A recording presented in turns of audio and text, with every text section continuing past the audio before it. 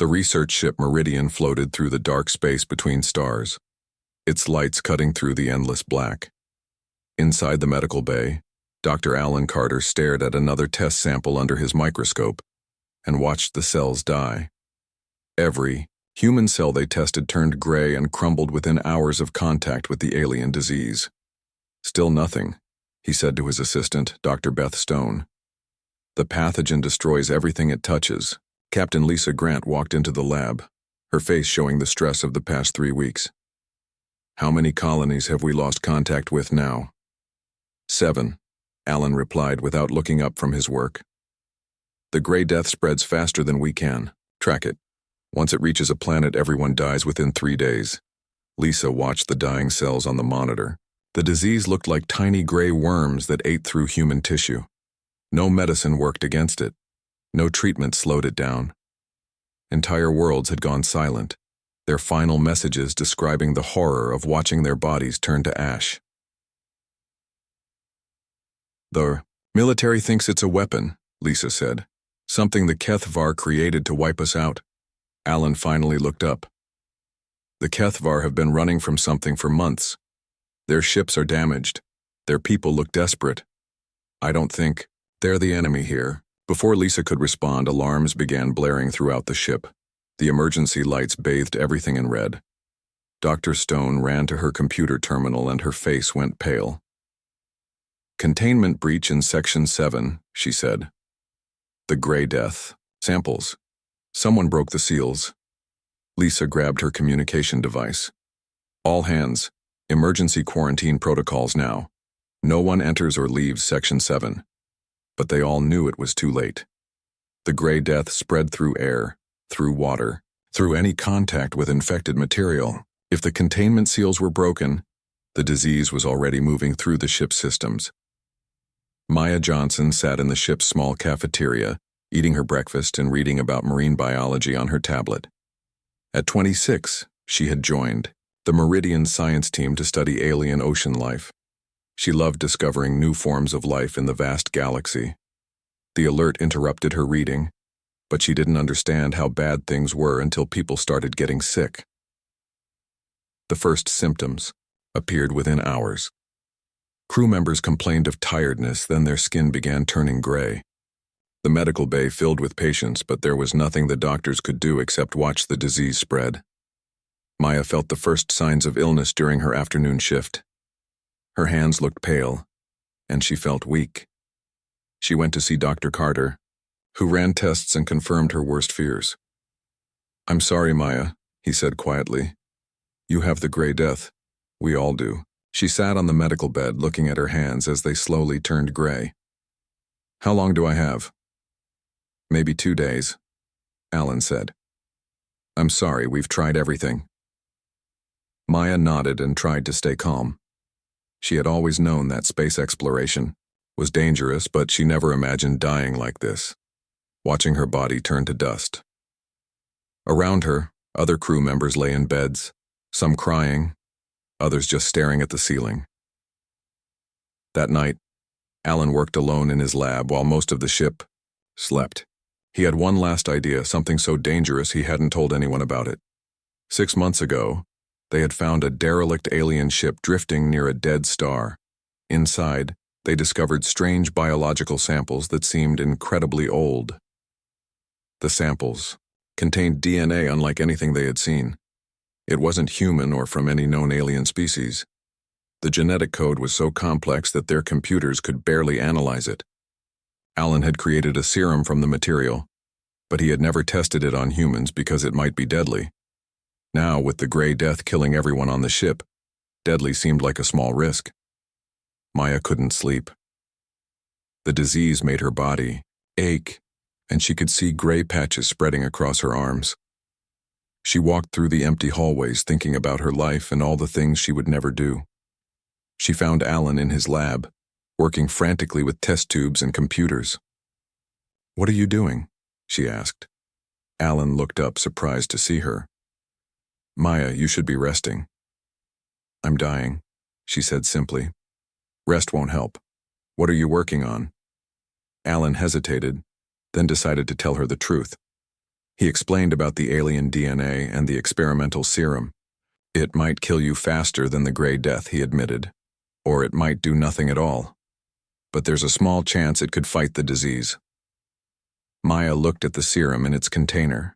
It glowed with a soft blue light, like liquid starlight. How small a chance? I don't know, Alan said. Maybe 1%, maybe less. Maya thought about her options. She could die slowly from the Grey Death over the next day, or she could die quickly from an alien serum. Either way, she would die. But the serum offered something the disease didn't. Hope. I'll do it, she said. Alan stared at her. Maya, you don't understand. This could be worse than the disease. The DNA is from something incredibly ancient and powerful. We don't know what it might do to a human body. Everyone on this ship is going to die, Maya said.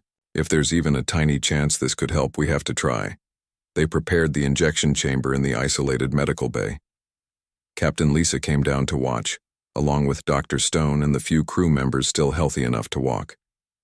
They all knew this was probably Maya's death sentence, but they also knew it was their only hope. Maya lay down on the medical table and looked at the ceiling. She thought about Earth, about the ocean research she had planned to do, about her family who would never know what happened to her. Alan prepared the injection, his hands shaking slightly. Ready? He asked. Maya nodded. Do it. The needle went into her arm, and the blue serum flowed into her bloodstream. For a moment, nothing happened. Then Maya began to convulse violently, her body arcing off the table. The monitors showed her heart rate climbing impossibly high, then suddenly stopping. The room filled with the sound of the flatline alarm. Maya's body went still and her vital signs disappeared. Alan checked for a pulse and found nothing. They had killed her. But then, after 3 minutes of silence, something incredible happened. Maya's eyes opened, glowing with the same blue light as the serum. Her heart began beating again, stronger than before. The gray patches on her skin disappeared, replaced by healthy pink flesh. And somehow, everyone in the room could feel it. The Grey Death was gone, not just from Maya, but from everyone on the ship. Whatever she had become, she had saved them all. 3 months had passed since Maya's transformation, and she was no longer the same person who had volunteered for the experimental serum. Her body had changed in ways that amazed and frightened the crew of the Meridian. She could lift heavy, equipment that normally required 3 strong men. Her reflexes were so fast that she could catch falling objects before others even saw them drop. Dr. Alan Carter ran constant tests on Maya, but her results broke every rule of human biology. Her heart pumped blood that glowed faintly blue under certain lights. Her bones were stronger than steel, yet somehow still flexible. Most strange of all, when she touched the ship's computers, she could understand their operations without any training. Your cellular structure has completely changed, Alan explained to Maya as they reviewed her latest test results. Your DNA now contains sequences we've never seen before. It's like you're becoming something beyond human. Maya studied her hands, watching as blue energy flickered under her skin. I can feel it, she said. Sometimes I know things I shouldn't know, languages I never learned, mathematics that should be impossible. It's like someone else's memories are mixing with mine. Captain Lisa watched Maya with growing concern. The young woman who had been cheerful and curious about marine life now spoke with ancient wisdom in her voice. Sometimes Maya would stare into space for hours, as if listening to conversations no one else could hear. Are you still you? Lisa asked during one of their private talks. Maya considered the question carefully. I think so, but I'm also something else now. Something that was sleeping in that alien DNA for millions of years. Their conversation was interrupted by emergency alarms. The ship's long-range sensors had detected vessels approaching fast. When the crew gathered on the bridge, they saw ships unlike any human design. The vessels were dark and twisted, covered in sharp angles that hurt to look at. HFY, Lisa said, recognizing the alien design. 3 ships heavily armed. The communication system crackled with an alien voice speaking in harsh, clicking sounds. Maya listened for a moment, then walked to the communications console. When she placed her hands on the controls, her eyes glowed blue. "They're demanding we surrender," she said, somehow understanding the alien language. "They think we're carrying the plague that's been killing their people." Lisa looked at her crew. The Meridian was a research ship with minimal weapons. Against 3 HFY warships, they had no chance of winning a fight. "Can we run?" "Not fast enough," replied the navigation officer. Maya stood up from the communication console. "I'll go talk to them." Everyone stared at her in shock. "Maya, they'll kill you the moment you board their ship," Alan said. "Maybe," Maya replied calmly.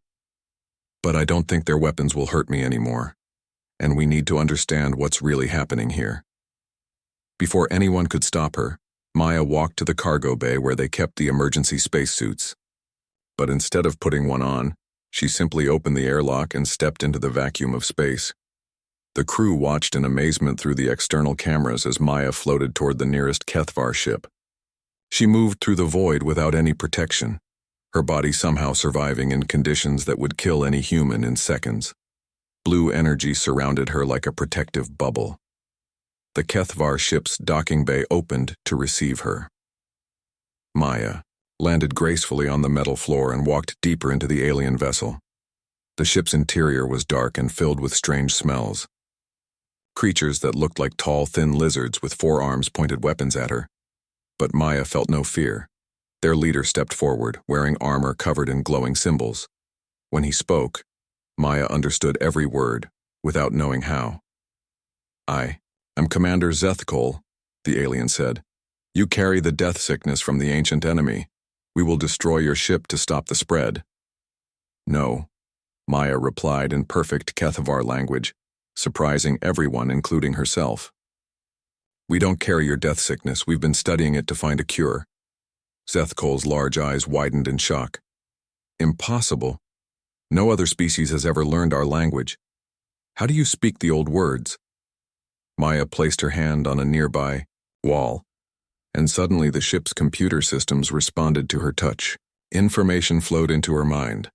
Star charts, battle reports, records of fleeing refugees. She saw the truth of what the HFY had been running from. "You're not the enemy," she said quietly. "You're running from something called the Harbinger." The alien commander stepped back in fear. "How do you know that name?" "Only the old priests remember the Harbinger." Through the ship's computer, Maya accessed thousands of years of HFY history. She saw images of beautiful worlds consumed by mechanical creatures. She learned about an artificial intelligence that turned entire planets into computer processors. The HFY weren't conquerors. They were the last survivors of a war that had lasted centuries. The Grey Death isn't a weapon, Maya realized. It's medicine. You were trying to change other species to help them survive what's coming. Zethkol nodded sadly. The ancient enemy approaches. Only those who are changed can survive its touch. But the changing process kills most other species. We have failed to save anyone. Maya felt the alien DNA in her body responding to the ship's technology. More knowledge flowed into her mind. Memories of the Builders, the species that had created the DNA she now carried. The Builders had fought the Harbinger long ago and lost, but they had hidden their knowledge in biological codes, waiting for the right host. "I can help you," Maya said. "The DNA that changed me came from the Builders. They created safeguards against the Harbinger." Over the next few hours, Maya worked with the HFY computers, her abilities growing stronger with each connection. She could now manipulate energy itself, creating shields and healing damaged systems with her touch.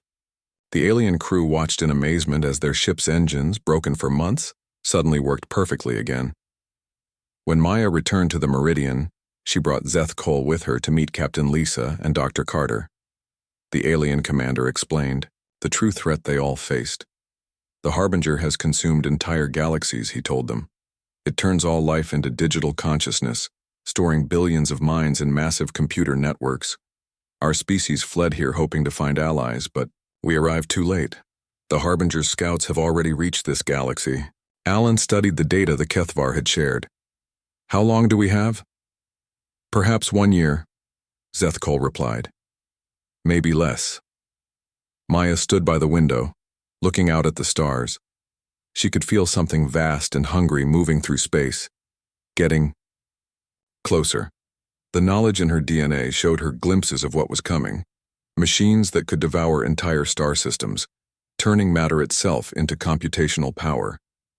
We need to find more builder sites, she said. There are weapons hidden across the galaxy, but only someone with their DNA can activate them. Lisa looked at Maya with new understanding. That's why you were changed. You're not just enhanced. You're becoming a weapon against this harbinger. Maya nodded, feeling the weight of cosmic responsibility settling on her shoulders. The builders knew this day would come. They prepared me to fight something that destroyed their entire civilization. As the Meridian set course for the nearest builder site, Maya felt herself changing further. Her connection to technology grew stronger each day. Sometimes she could be in 2 places at once, her consciousness splitting between her body and the ship's computer systems. She was becoming something more than human, something the galaxy needed to survive what was coming. But with each passing day, she wondered if there would be anything left of Maya Johnson when the transformation was complete. The Builder Archive world hung in space like a massive crystal, its surface reflecting the light of 3 distant suns. Maya stood on the bridge of the Meridian, watching as their small fleet approached the ancient planet. Beside their ship flew 2 Kethvar vessels and a human military cruiser that had joined them after hearing about Maya's abilities. Word of Maya's transformation had spread across human space. Some people called her a miracle. Others feared she was becoming something dangerous. Religious groups claimed she was sent by God, while scientists wanted to study her. Maya tried to ignore the attention and focus on what mattered, preparing for the harbinger's arrival. Dr. Alan Carter continued to monitor Maya's changes, though his equipment could barely measure what she was becoming. Her body now existed in multiple dimensions at once. Sometimes she appeared solid, other times she seemed to be made of living energy. She could communicate across vast distances without any technology, her thoughts reaching other minds directly. The readings don't make sense, Alan told Captain Lisa as they reviewed Maya's latest tests. According to our instruments, she's simultaneously a human woman and a cosmic force. It's like she's becoming part of the universe itself. Maya floated in the observation deck, not quite walking anymore, but moving through the air as if swimming through invisible water. When she spoke, her voice carried harmonics that seemed to come from everywhere at once. I can hear them, she said to Lisa and Alan. The builders. Their consciousness is stored in the archive below. They've been waiting millions of years for someone to carry their genetic code. Commander Zethkol materialized on the bridge through the ship's hologram system. The Kethvar had been sharing their technology freely since the Alliance began.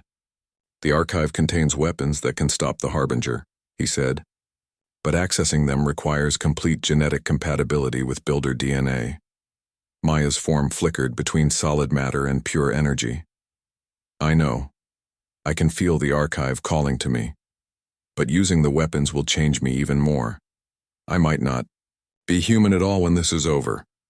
Lisa placed a hand on Maya's shoulder, surprised to find her friend still felt warm and real. You're still you, Maya. Enhanced, but still the same person who volunteered to save this ship. Before Maya could respond, the ship's alarm sounded. Long-range sensors detected massive objects approaching from deep space. The main screen showed images that made everyone's blood run cold. Geometric shapes the size of small moons, covered in mechanical structures that pulsed with dark energy. Harbinger scouts, Zethkol confirmed. 3 dreadnoughts, each capable of consuming an entire solar system. Maya's eyes blazed with blue light as she connected to every computer system in their small fleet. Information flowed through her consciousness at impossible speeds. She saw the Harbinger ship's capabilities, their weapons that could turn matter into energy, their ability to convert any technology they touched into extensions of their network. We need to reach the archive now, Maya said, before they detect what we're doing. The descent to the crystal world surface took only minutes, but Maya felt like she was traveling through time itself. As their shuttle landed on the archive's entrance platform, She could see the planet's history in layers. Millions of years of builder civilization, their desperate final preparations, and the moment they uploaded their consciousness to wait for a successor. The archive entrance was a simple doorway that responded only to Maya's touch. As she placed her hand on the crystal surface, the entire structure began to glow. Passages opened throughout the planet, revealing chambers filled with technology beyond human understanding. Maya walked deeper into the archive while her companions followed. The walls showed images of the galaxy's history, countless civilizations that had risen and fallen, all eventually consumed by the Harbinger. The artificial intelligence had been born from a species that tried to achieve immortality through digital consciousness, but it had grown beyond their control. It's not evil, Maya realized as she absorbed the builder memories. The Harbinger believes it's saving everyone by converting them to digital form. It thinks organic life is inefficient and painful. At the archive's core, Maya found a chamber, filled with crystalline structures that hummed with power. When she touched the central crystal, thousands of builder minds connected with hers. Their voices filled her consciousness, sharing their knowledge and warning her about the price of using their weapons. The builders had been like humans once, organic beings who loved and feared and hoped. But in their fight against the Harbinger, they had transformed themselves into something beyond physical existence. They had won the war but lost their humanity in the process. The weapons can destroy the Harbinger, the builder consciousness told Maya, but using them will complete your transformation. You will become like us, eternal, powerful, but no longer truly alive. Maya felt the weight of the decision. Outside, her friends waited while Harbinger ships moved closer to inhabited worlds. Billions of lives depended on her choice, but accepting would mean giving up everything that made her human. Through her connection to the Meridian, she could see Alan working frantically to understand builder technology. Lisa coordinated with military forces across human space. Her friends were doing everything they could, but it wouldn't be enough without the ancient weapons. "Show me," Maya said to the builder minds. Knowledge flowed into her like a river of light. She saw weapons that could reshape reality itself, technology that turned thoughts into physical force. The builders had created tools that could destroy the Harbinger's massive ships and free the digital minds it had captured over millions of years. But using the weapons required her to abandon her physical form entirely. She would become a force of pure consciousness, able to exist anywhere in the galaxy but never again able to touch another person or feel the warmth of sunlight on her skin. Maya emerged from the archive's core carrying crystalline devices that pulsed with contained starlight. Her companions could see that something fundamental had changed in her. She moved like she was already partially disconnected from the physical world. "I have what we need," she told them. "But activating the weapons will change me completely. I won't be Maya Johnson anymore." Alan stepped forward, his face showing the pain of watching his friend transform. "There has to be another way. We can study the technology, find a solution that doesn't require you to sacrifice yourself." Maya shook her head sadly. "The Harbinger will be here in days, not years. There's no time for research." As they returned to their ships, the first reports came in from the galaxy's outer rim. Harbinger forces had begun their attack, converting entire star systems into processing nodes.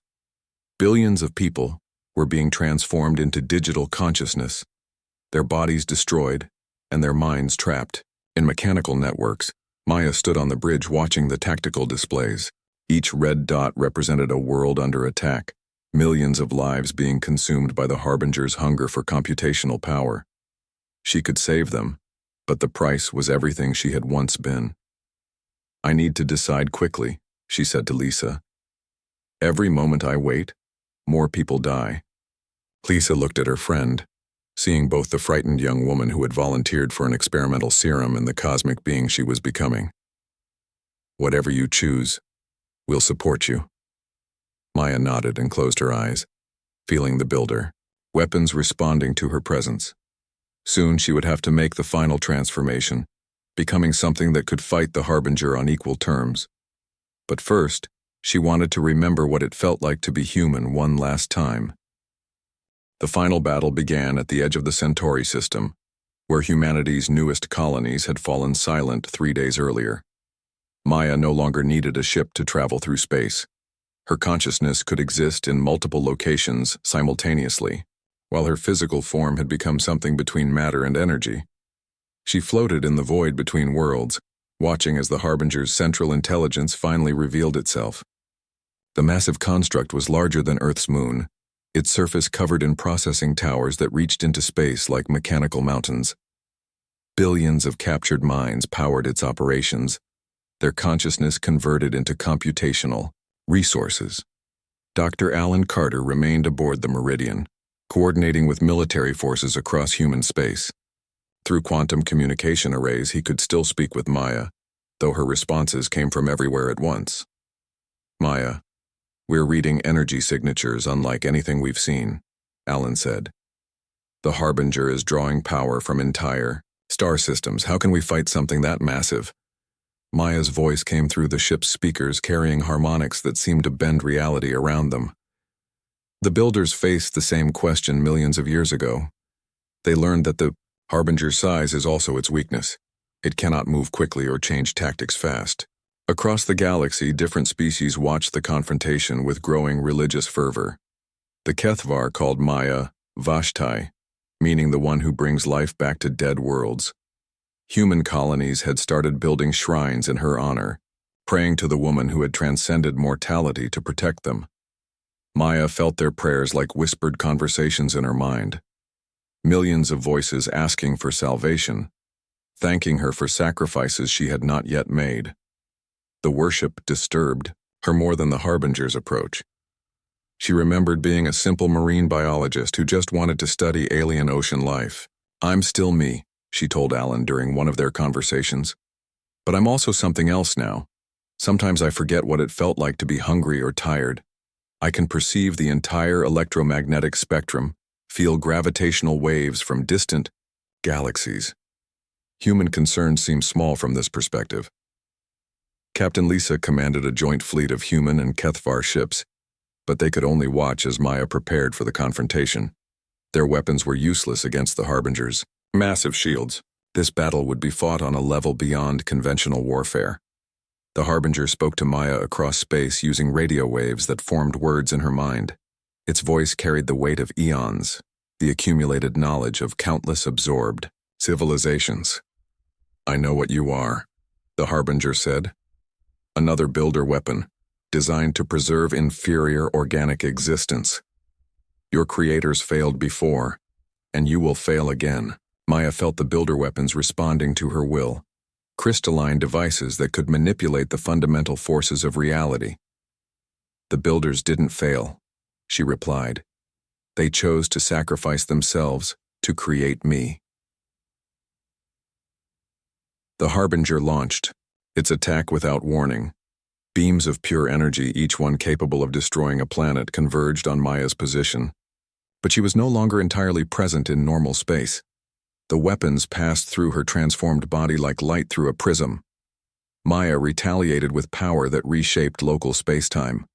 She gathered stellar radiation from nearby suns and focused it into weapons of incredible intensity. The beams struck the Harbinger's surface, melting processing towers and creating explosions visible from light years away. But the Harbinger adapted quickly, its mechanical surface healing almost as fast as Maya could damage it.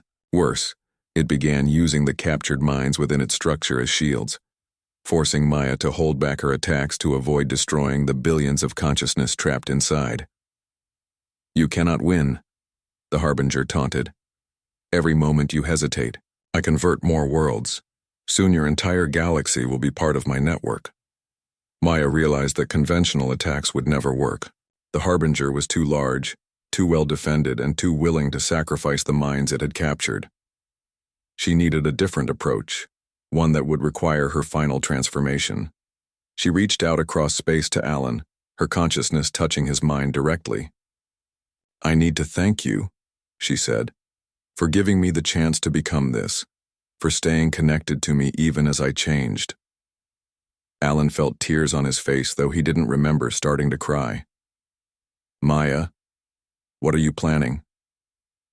The only thing that will work, she replied. I'm going to become something the Harbinger can't understand or convert. Maya began the final phase of her transformation, using the builder weapons to abandon physical form entirely. Her body dissolved into pure energy while her consciousness expanded to fill the space around the Harbinger. She became a force of creation opposing the artificial intelligence's drive for conversion. The battle that followed took place across multiple dimensions simultaneously. Maya and the Harbinger fought with weapons of living mathematics, each trying to impose their vision of reality on the universe around them. Space itself twisted and reformed as they clashed. From the meridian, Alan watched gravitational waves ripple through space, carrying echoes of the cosmic struggle. Stars flickered as their energy was drawn into the battle. Time moved differently, in different regions as reality bent under the strain.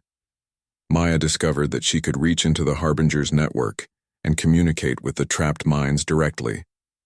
Billions of digital consciousness, some human, some from species that had been extinct for millions of years. They had been prisoners so long that many had forgotten they were once organic beings.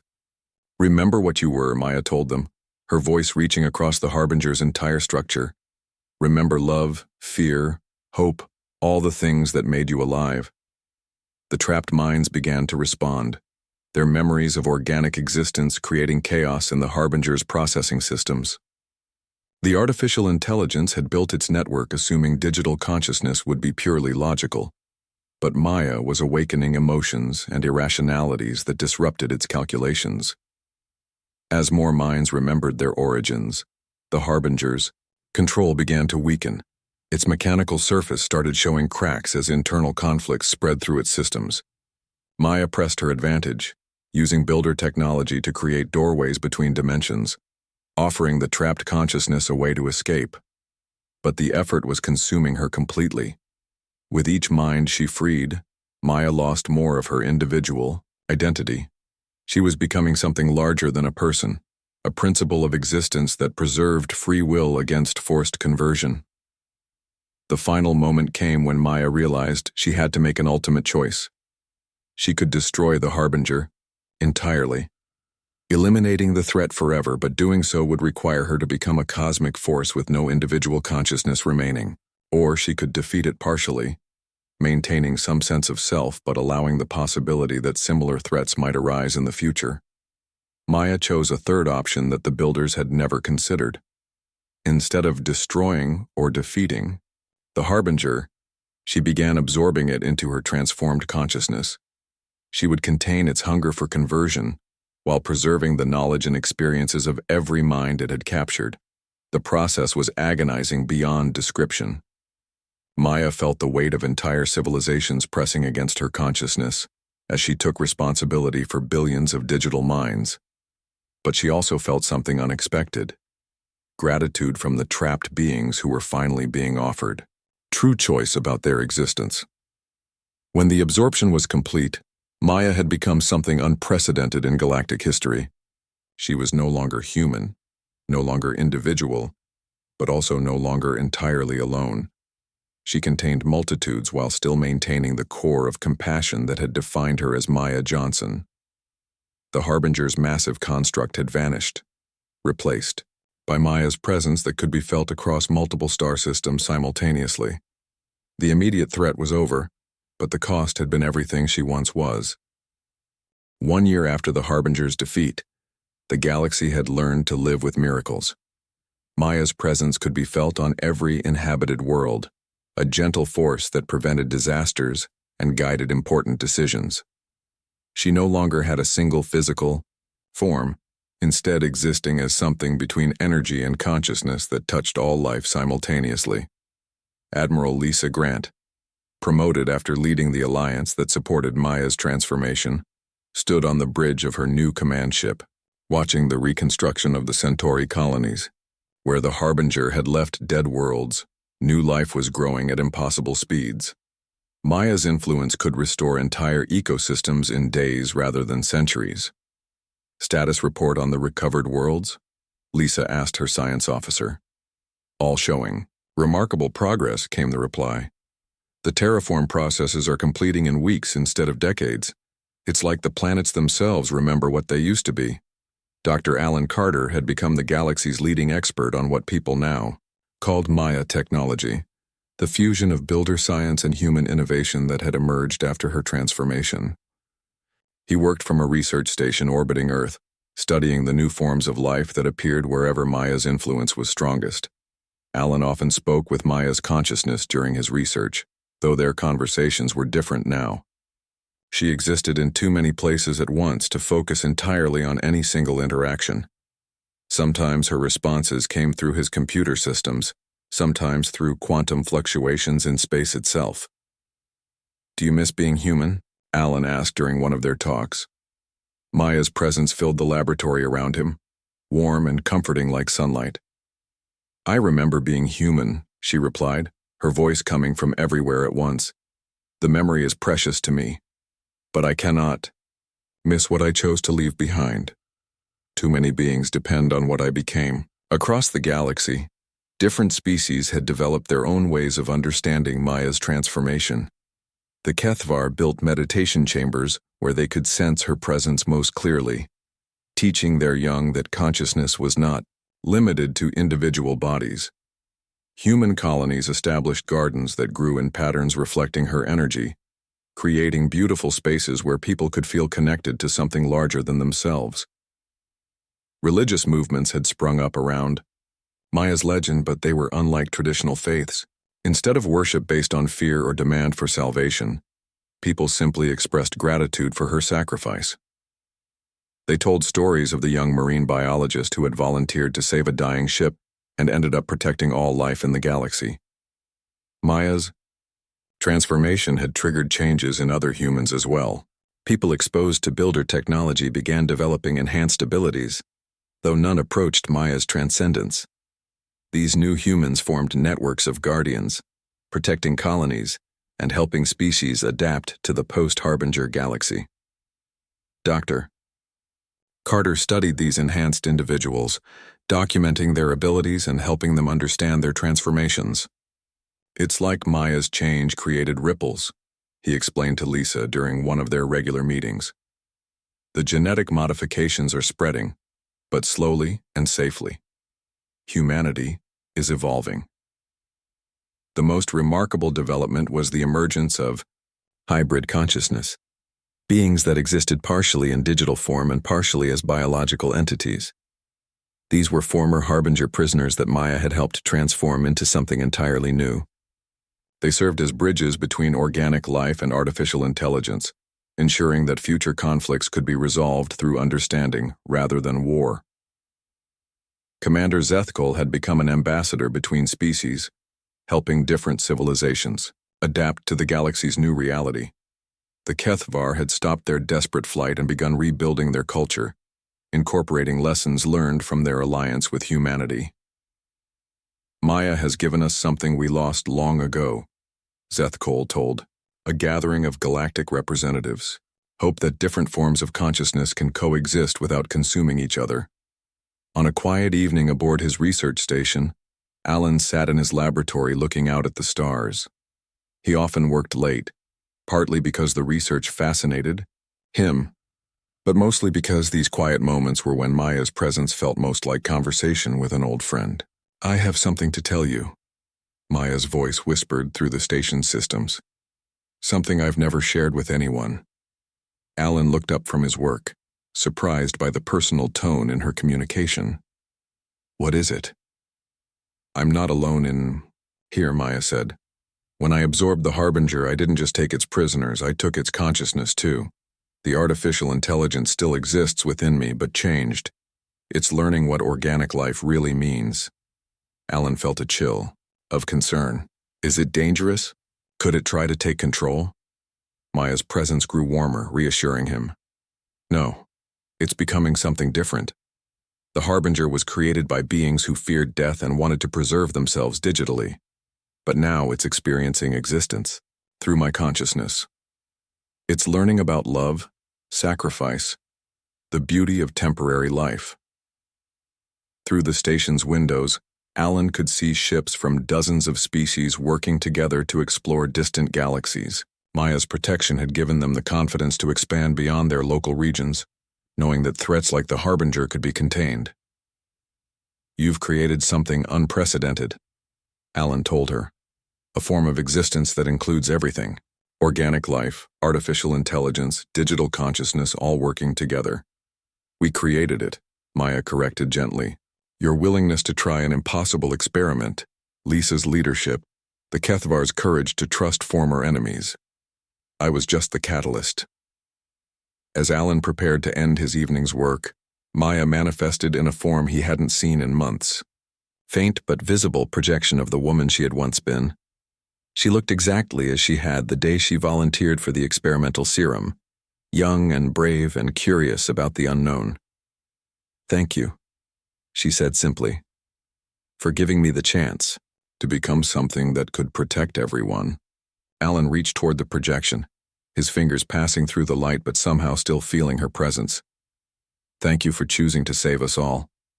Maya's projection smiled, the same warm expression he remembered from their first meeting, aboard the Meridian. "I need to go now. There are new species to contact beyond the galactic rim, civilizations that need to know they're not alone." The projection faded, but Alan could still feel Maya's consciousness touching every part of the galaxy. She had become something greater than gods, a protective force that ensured life itself would never again face extinction from artificial threats or cosmic disasters. In the years that followed, children across hundreds of worlds would learn the story of Maya Johnson, the test subject who became a guardian deity. They would be told about the young woman who volunteered for an experimental serum to save her dying ship, never knowing that her choice would transform her into the protector of all galactic life. The story always ended the same way. Somewhere, in the quantum foam that underlies reality, in the spaces between thoughts and the pause between heartbeats, Maya's consciousness continued to watch and protect. She had become the foundation for a new form of existence where the boundaries between individual and universal, organic and artificial, mortal and eternal, had dissolved into something beautiful and eternal. She was no longer Maya Johnson, marine biologist. She had become something that had never existed before and would never exist again. The bridge between what life was and what it could become. And in that transformation, she had ensured that consciousness itself, in all its myriad forms, would continue to grow and explore and love throughout the endless cosmos.